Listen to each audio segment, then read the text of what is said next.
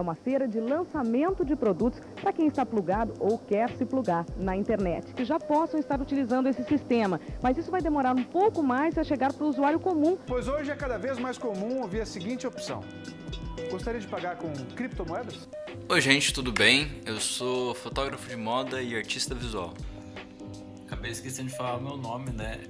@Tom_Barreto. No vídeo de hoje a gente vai falar sobre criptoarte e NFT. Falaremos também um pouco sobre aura da obra de arte, termo cunhado por Walter Benjamin. Galera de comunicação já ouviu esse nome pra caramba, hein? E também dos aspectos negativos da criptoarte e da criptomoeda como um todo. Bom, pra começar, a gente começa com essa notícia aqui. A gente começa com essa notícia que chegou com tudo, viralizando no mundo inteiro e também muito na bolha da moda. Bom, o sapato da Gucci por apenas $11,99. Na situação atual do dólar tá aqui, né? É caro, mas parece de graça, né? Primeiro de tudo, ele é digital. Segundo, que de graça não é bem a palavra, mas a gente vai entender isso melhor ao longo do vídeo. Inclusive, eu agradeço João Rodolfo e Gustavo Kielvi. Desculpa se eu falei seu sobrenome errado. Fizeram uma matéria na L, a print tá aqui na tela, que me motivou a fazer esse vídeo. Parte 2, o que é isso tudo? Ok, vamos lá então.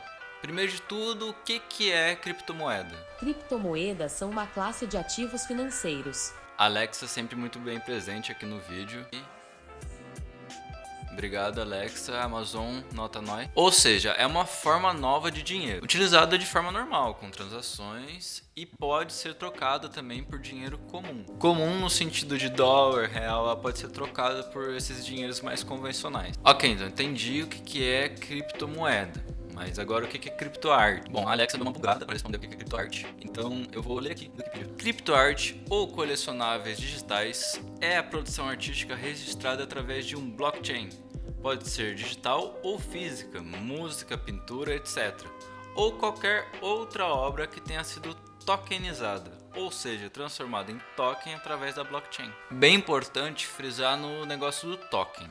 Dela ser colecionável. Essa informação vai ser bem útil ao longo do vídeo. De acordo com a Wikipédia, a blockchain é uma tecnologia de registro distribuído que visa a descentralização como medida de segurança. São bases de registros e dados distribuídos e compartilhados que têm a função de criar um índice global para todas as transações que ocorrem em um determinado mercado. Então vamos lá, criptoarte é basicamente uma arte digital que tem um certificado digital que garante autenticidade para ela. Esse certificado da criptoarte chama NFT. NFT não é nada mais nada menos que um ID dessa criptoarte, mas um ID exclusivo e único. Bom, uma coisa também importante de se entender é que tem diversas criptomoedas. E as mais famosas são Bitcoin e Ethereum, ou BTC ETH. Cara da feira. E as NFT, que são o certificado das criptoarte, são normalmente comercializados em ETH. Parte 3, Walter Benjamin. Bom, para somar algum conhecimento acadêmico nesse assunto, eu trouxe o Walter Benjamin com a obra Arte na sua era da reprodutibilidade técnica. Nossa, difícil demais falar reprodutibilidade. Arte na era de sua reprodutibilidade técnica, onde ele expõe um fator que inicialmente pode ser anexado como defesa do novo mercado de criptoarte, que é o conceito de aura da obra de arte. A atitude de exemplificar esse conceito, ele usa o termo o aqui e o agora da obra de arte. E o que isso significa?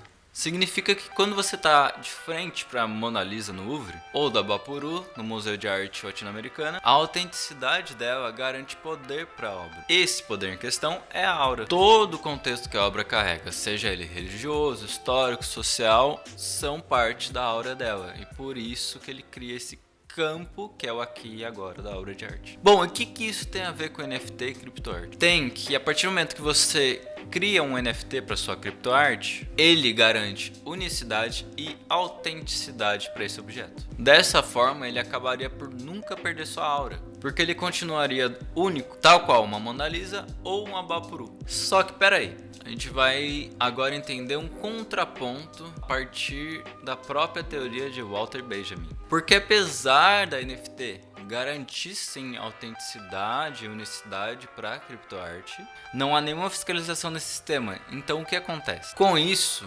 alguns artistas estão tendo suas obras tomadas por outras pessoas primeiro, porque elas colocam antes e alegam que é dela. E os artistas lesados com essa prática não podem fazer nada, já que NFT e a rede de criptomoedas no geral não possui uma fiscalização e é descentralizada. Ou seja, literalmente é como se alguém pegasse uma foto minha, lucrasse pra caramba com ela e eu não pudesse fazer absolutamente nada com isso. Apenas uma observação aqui, esse vídeo não vai ser sobre o Walter Benjamin.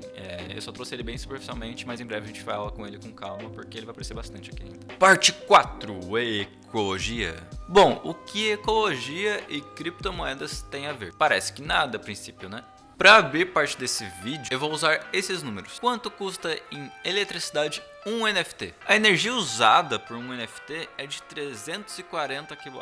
A emissão é 211 kg de CO2. Isso é equivalente ao consumo de energia de um residente da União Europeia por um mês. Equivalente a 2 horas de voo. É equivalente a dirigir 1.000 km de carro abastecido de petróleo. Esquentar água 4,5 mil vezes. Usar um laptop por 3 anos. Usar um computador de mesa por 10 meses. Esse gráfico foi extraído de um artigo que vocês encontram aqui na descrição. Já deu para notar que o consumo de um NFT, que é esse certificado da CryptoArt, é totalmente absurdo. Para comparar melhor, eu vou colocar os números aqui na tela. Enquanto 1 hora de Netflix custa 36 gramas de CO2 e mandar um e-mail custa aproximadamente 4 gramas de CO2, uma única NFT consome 211 kg de CO2. E vale lembrar, isso tudo em apenas um clique. Bom, e vocês devem estar se perguntando, não existem alternativas? Como vemos no site The Verge, há sim possibilidades de converter grande parte da energia utilizada em energia limpa. Porém, isso não resolveria o problema de fato, pois visto que o consumo para uma transação de NFT já é gigante, isso continuaria por pressionar as redes de fornecimento de energia. Iria aumentar o preço de toda a energia global, desfavorecendo todos aqueles que dependem de energia para viver, ou seja, basicamente todos nós. As moedas digitais são um futuro que está se tornando atualidade. Porém, se esse futuro destruir o planeta, vai ser futuro